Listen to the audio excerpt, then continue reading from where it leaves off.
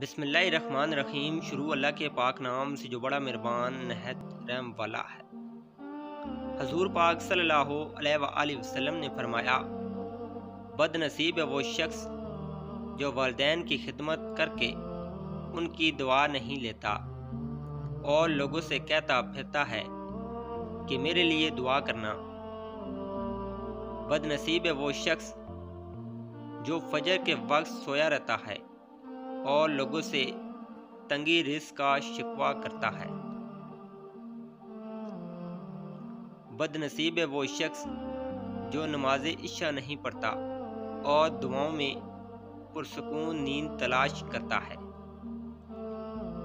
بد نصیب ہے وہ شخص جس نے ماہ رمضان پایا اور اپنے رب کو راضی نہ کر سکا۔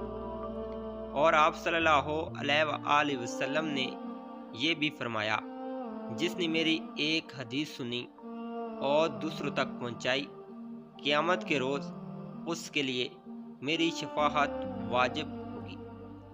پلیز ویڈیو اچھی لگی ہے تو لائک اور شیئر کریں۔ السلام علیکم۔